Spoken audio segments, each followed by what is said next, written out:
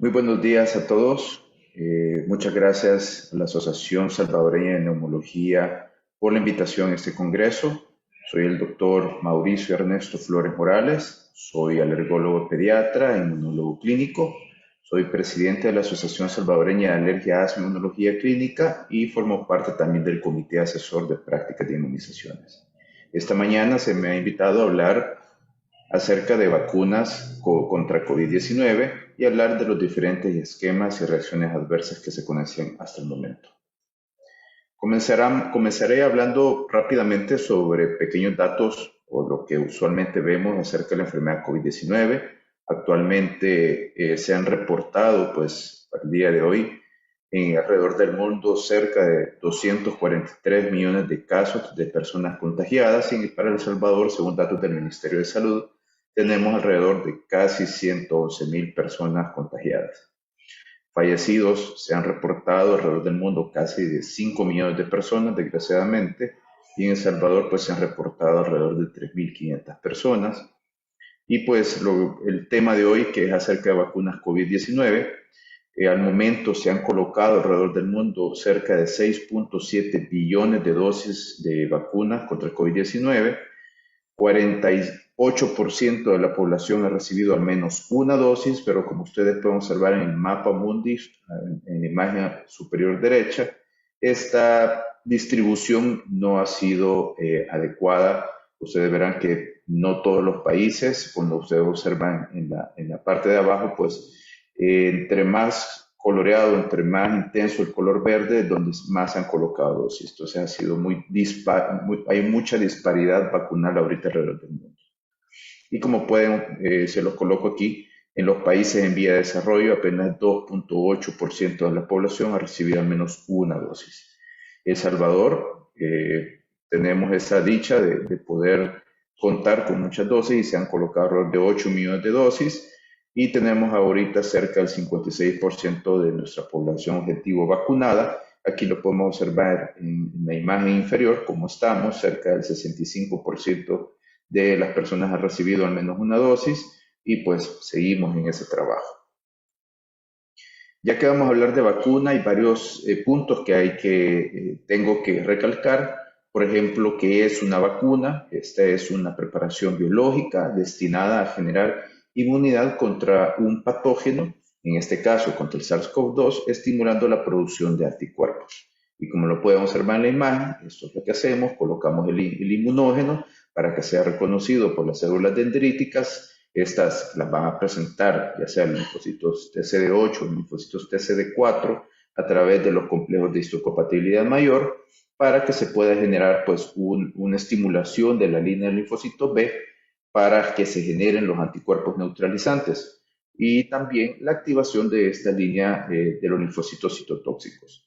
Pero no solamente es importante la activación y generar esos anticuerpos neutralizantes, sino también es importante generar una huella inmunológica, una memoria hacia este estímulo. Entonces vamos a tener linfocitos TCD8 de memoria, vamos a tener linfocitos TCD4 de memoria, que es la respuesta celular, y vamos a tener plasmablastos también y linfocitos B de memoria que nos van a ayudar pues a activarnos nuevamente cuando nos encontremos contra el SARS-CoV-2.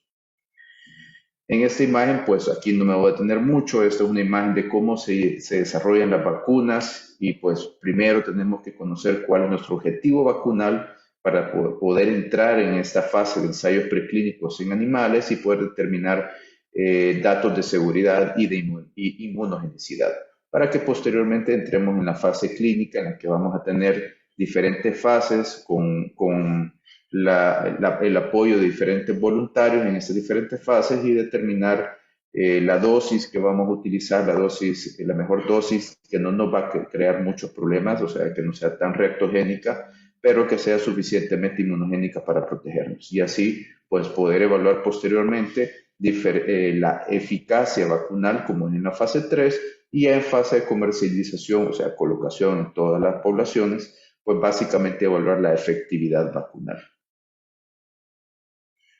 Como ya sabemos, pues el antígeno vacunal, el que ya conocemos, es la proteína S o proteína Spike, la cual ocupa este virus para poder pues acoplarse a los AC2 y poder entrar a nuestras células. Ahí libera pues el contenido genético, ocupa nuestra maquinaria celular para poder generar más viriones y seguir infectando. Y lo hace a través, como lo había mencionado, de la proteína S, la cual tiene dos porciones, la subunidad S2 y la subunidad S1, la cual en su parte superior tiene el RBD, que ustedes ya habrán escuchado, que es el dominio de unión al receptor. Pero de forma importante en la estructura de la proteína S, podemos observar estas imágenes en anaranjado, que son carbohidratos, son glicanos que le sirven a estos receptores a no ser reconocidos en un mecanismo de evasión que tiene también el SARS-CoV-2 para que no sea reconocido por nuestro sistema inmunológico. Pues ya con todas las fases que les he mencionado, pues al momento, para el 15 de octubre, tenemos alrededor de 320 vacunas en desarrollo, 126 en desarrollo clínico, 194 en desarrollo preclínico y las que están ahorita en desarrollo clínico, algunas ya las estamos utilizando en fase 3, fase 4, entre las cuales tenemos unidades proteicas, vacunas de vectores virales replicantes y no replicantes, vacunas de DNA, de RNA, de partículas tipo virus. También tenemos las clásicas de virus inactivados y también se están haciendo estudios con vacunas de virus atenuados y tenemos también nuevas plataformas como pueden ser la de vectores virales replicantes y no replicantes asociadas a células presentadoras de antígenos y este es bien interesante, pues un vector bacteriano con expresión antigénica por esporas. Importante también dentro de los datos cuando hablamos de vacunas es evaluar cómo se mide la eficacia vacunal. Sabemos que la eficacia puede ser efectiva o puede ser también esterilizante. Cuando es esterilizante, básicamente lo que hacemos es prevenir infecciones, tanto sintomáticas como asintomáticas, y reducimos también la severidad y las complicaciones asociadas a hospitalizaciones. Cuando tenemos una eficacia efectiva, básicamente no logramos reducir tanto los contagios, pero sí reducimos la severidad y las hospitalizaciones frente a esta enfermedad.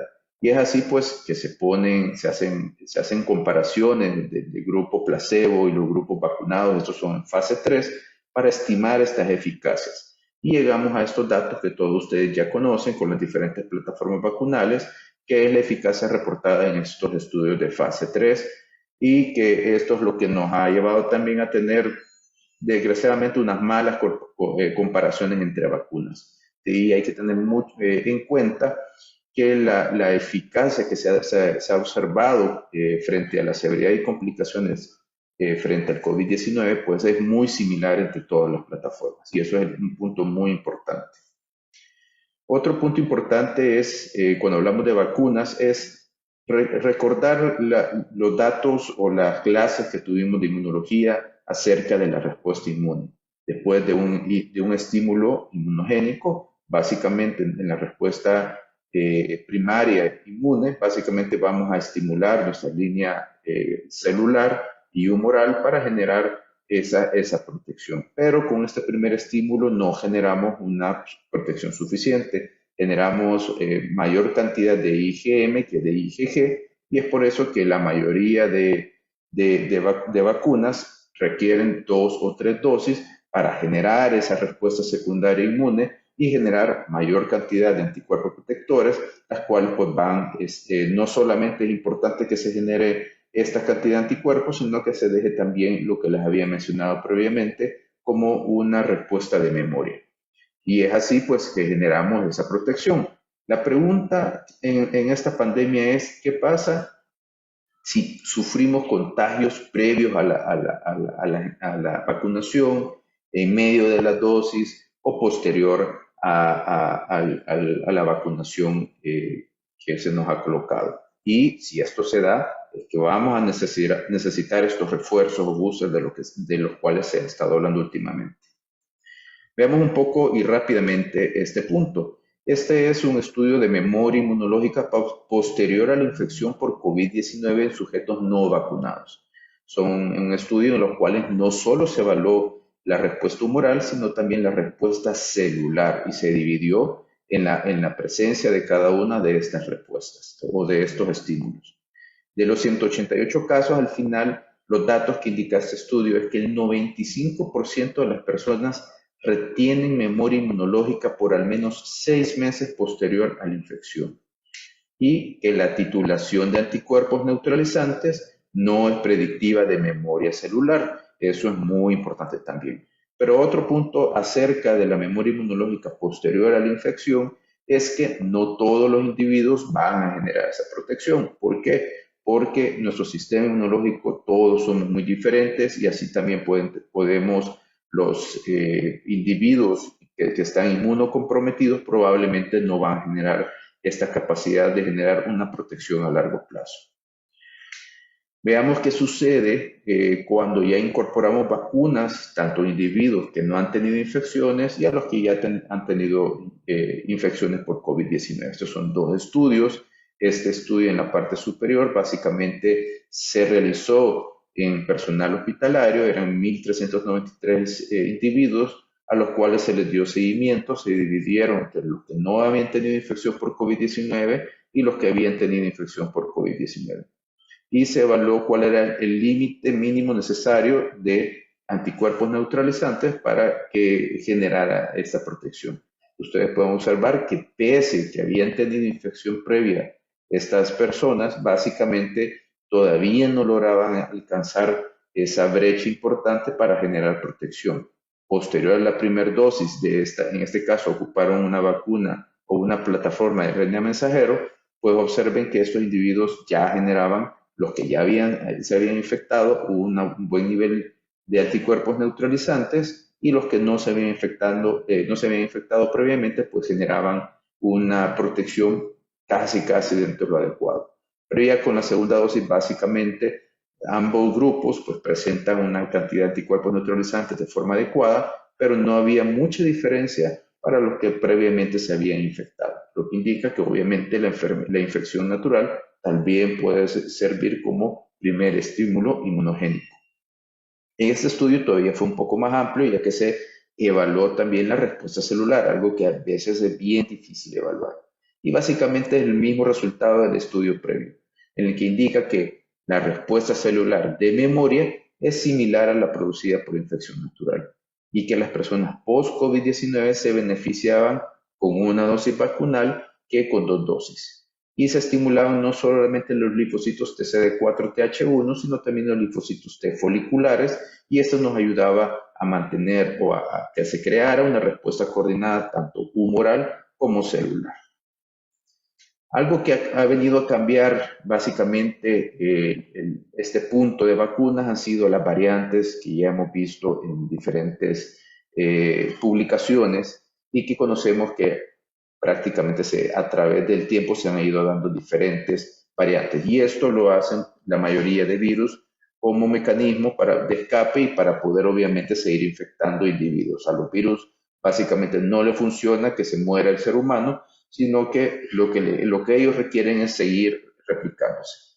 En este caso, pues el SARS-CoV-2 genera mutaciones en la proteína S, tanto en la porción RBD, como ustedes lo pueden observar en la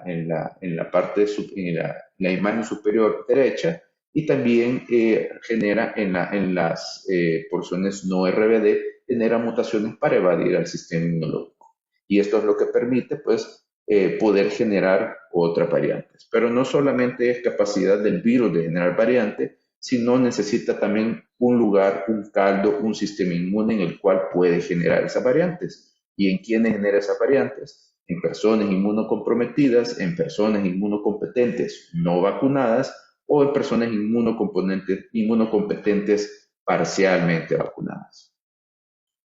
Y pues es lo que estamos viendo, observando ahorita las diferentes características de estas variantes, tanto en severidad como en mortalidad, como en la capacidad de evasión del sistema inmune, como en su transmisión.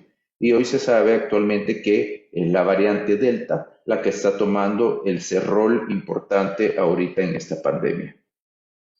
Pero veamos la eficacia que tienen las vacunas actuales COVID-19 contra variantes. Aquí en colores vamos a observar las diferentes variantes, alfa, beta, gamma y delta. Y en la parte En la parte de las X vamos a encontrar las diferentes plataformas vacunales y podemos observar que prácticamente se mantiene una buena eficacia con la mayoría de las variantes. Vamos a observar otros datos, estos son datos recientes que ha sacado el CDC sobre efectividad vacunal en mayores de 18 años, en los cuales hacen una revisión muy importante en diferentes estudios, sobre todo con las vacunas que ellos están utilizando, como la de RNA mensajero y la de Johnson Johnson.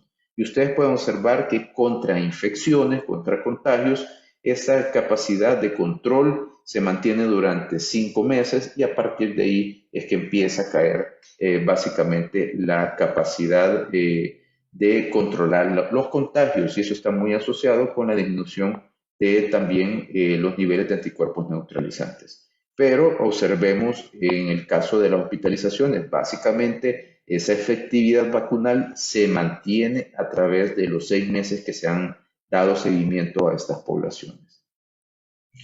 Este es otro también dato que ellos reportaron, muy interesante. ¿Cuál es la efectividad vacunal en pacientes con comorbilidades frente a hospitalizaciones? Aquí tenemos básicamente pacientes sin comorbilidades y en este caso tenemos los pacientes con comorbilidades, sobre todo las más importantes como obesidad e hipertensión. Si ustedes observan básicamente frente a las variantes pre-delta y ahorita que estamos en la época de variante delta, básicamente no se mueve esa efectividad, se mantiene contra hospitalizaciones. Entonces es por eso que se ha venido tocando el punto de ese refuerzo vacunal. Pero es importante que sepan cuál es la diferencia entre una tercera dosis vacunal y un refuerzo vacunal. Una tercera dosis vacunal es una dosis adicional a un régimen vacunal primario y a quienes se le coloca, pues se coloca en personas inmunocomprometidas quienes no han generado una respuesta inmune adecuada posterior al régimen vacunal primario y esa está indicada 28 días posterior a la segunda dosis.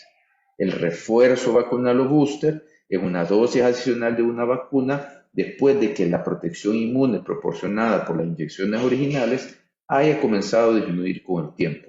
Esta está indicada para mantener el nivel inmunológico por más tiempo y la concentración puede ser similar o diferente al régimen inicial como lo que se está reportando para la vacuna Moderna y está indicada al menos 6 meses posterior a segunda dosis. Obviamente estos datos han salido básicamente del CDC también de Atlanta, de los estudios que se han hecho con las vacunas utilizadas en Estados Unidos.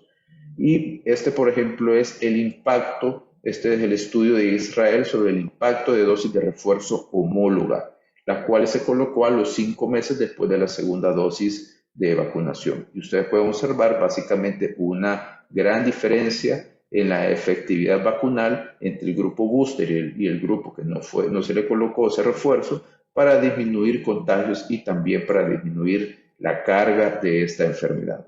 Y en la imagen inferior pues pueden observar el factor de reducción que se va incrementando frente a los contagios contra COVID-19. Estos son datos también de Chile.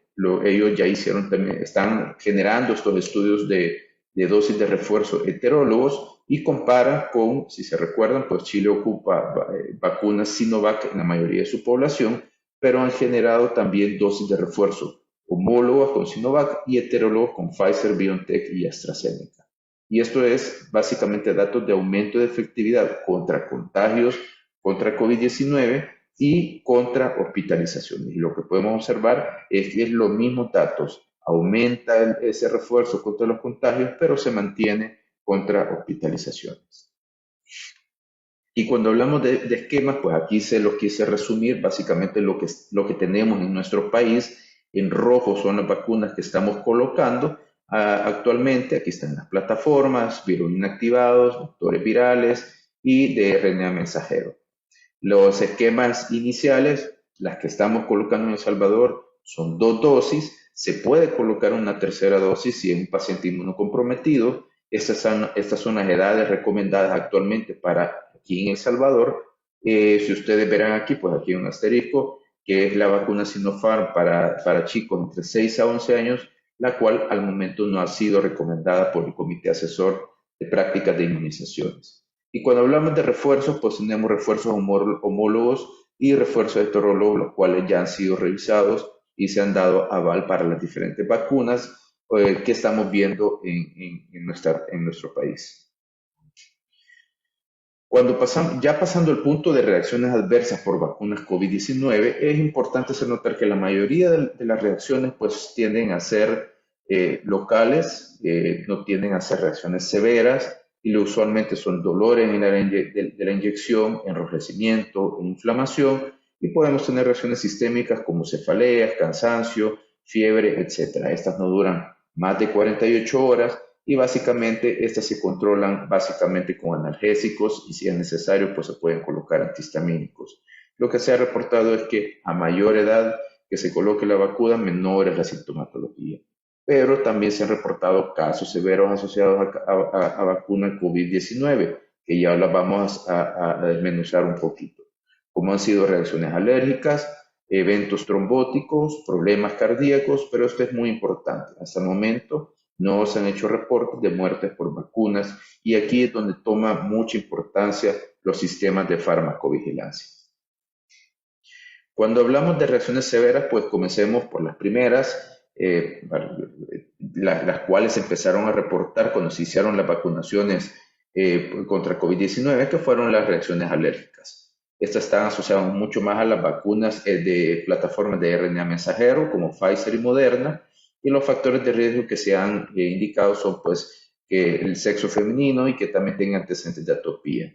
Y se ha reportado en ciertos casos sensibilizaciones previas al polietilenglicol y a polisorbato que están contenidas en estas vacunas, sobre todo polietilenglicol y polisorbatos en vacunas vectoriales.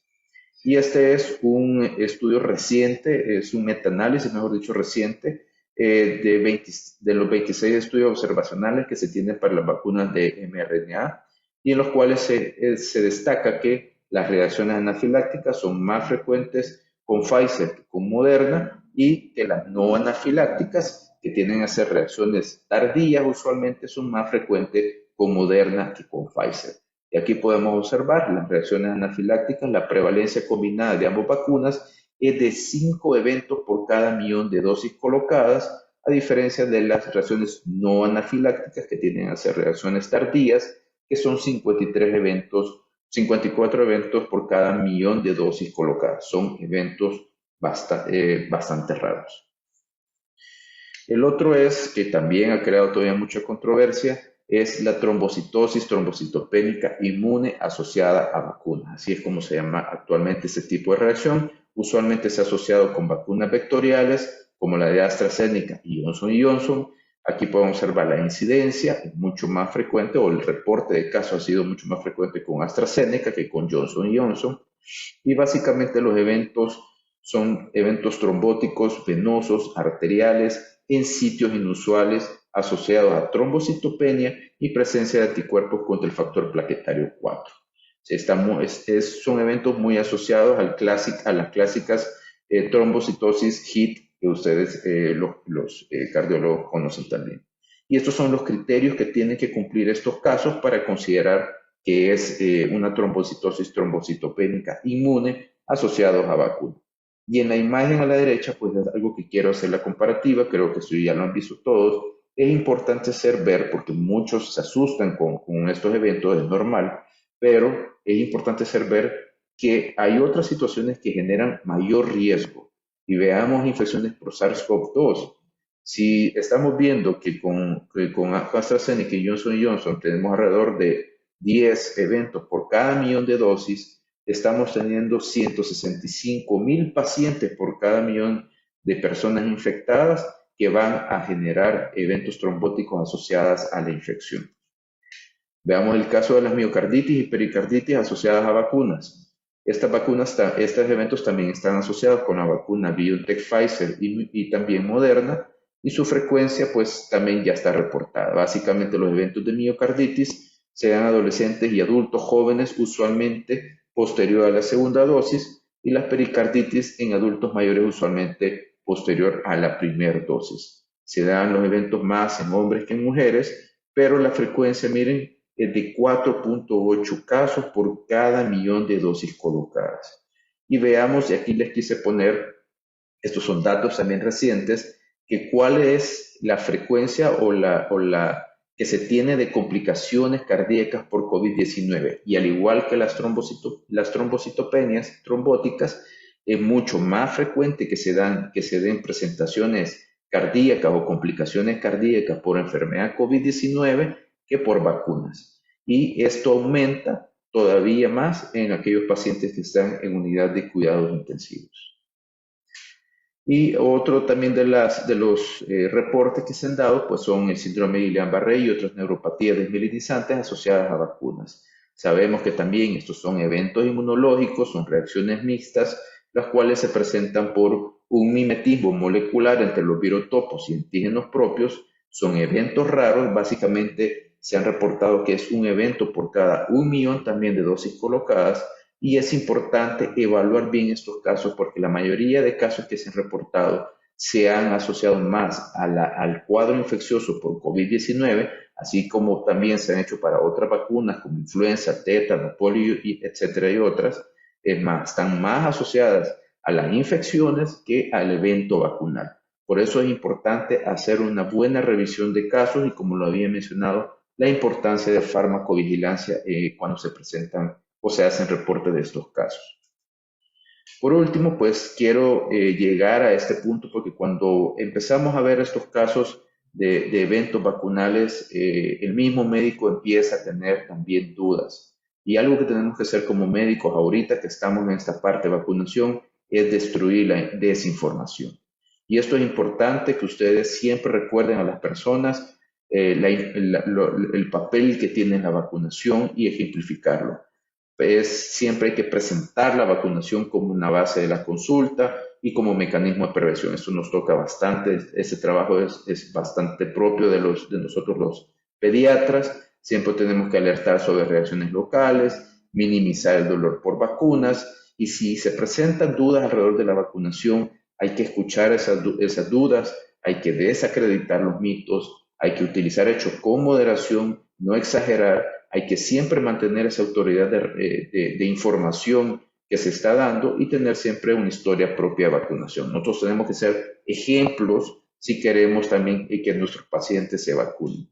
Y esto es muy importante. No duden, como médicos no duden, mantenga siempre su mensaje acerca de la importancia de vacunación.